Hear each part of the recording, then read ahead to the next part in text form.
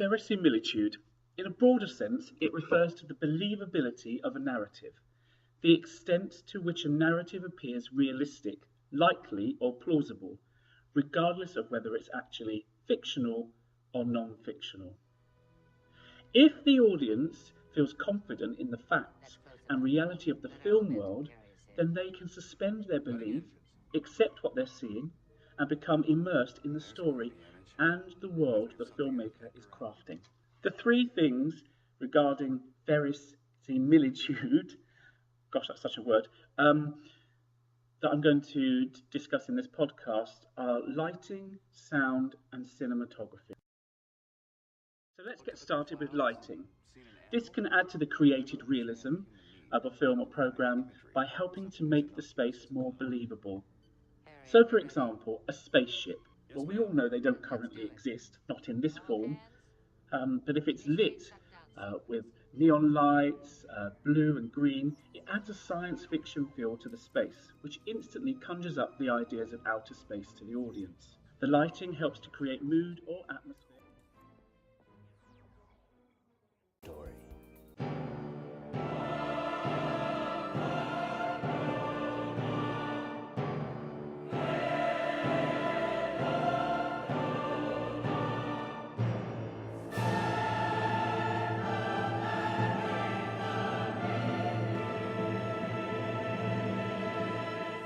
Unlike the linguistic meaning of low-key being relaxed and drama-free, low-key lighting in cinematography and in filmmaking means lighting that uses high lighting ratios. That is, that there's a big difference between the lit side of the face and the unlit side of the face, which creates a bunch of shadows and modeling and chiaroscuro, which in turn creates a bunch of drama and tension and anxiety, which is why low-key lighting is traditionally used in horror films and film noirs.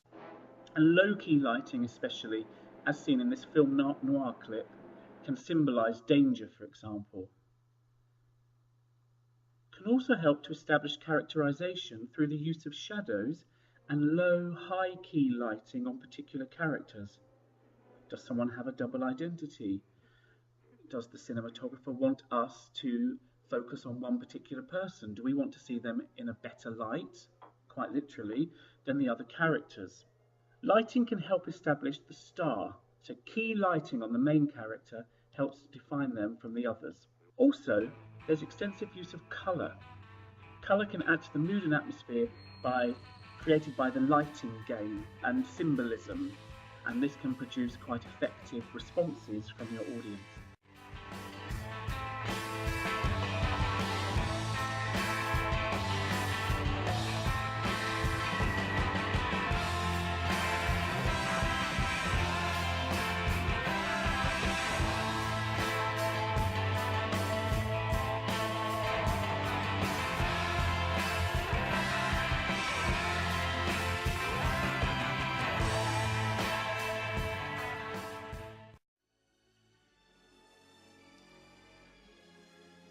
Next, we move on to sound.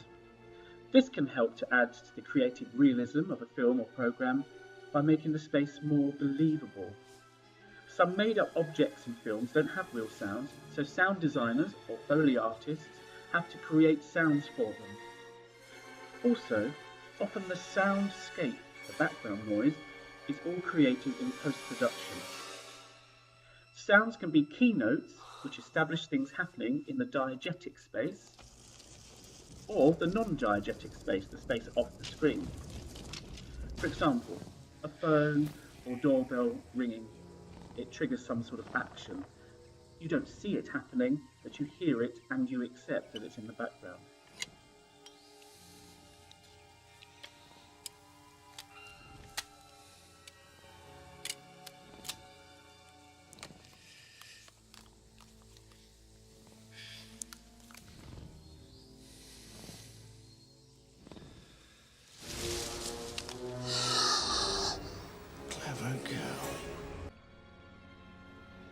Music in the major key relates to happy incidents or characterization, and music in the minor key often relates to sad or danger.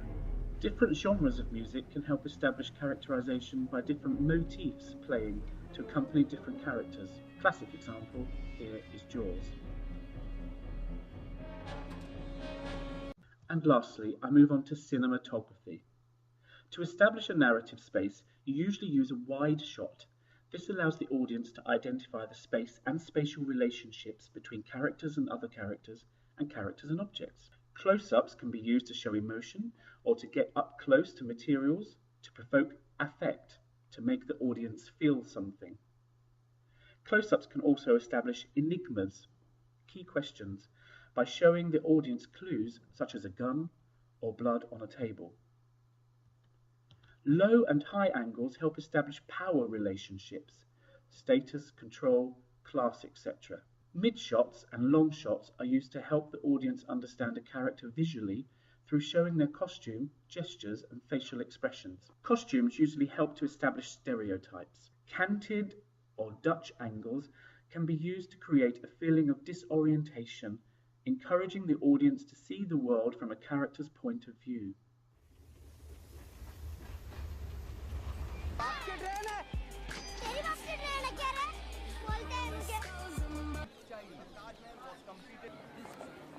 It's the burial place of Mumtaz.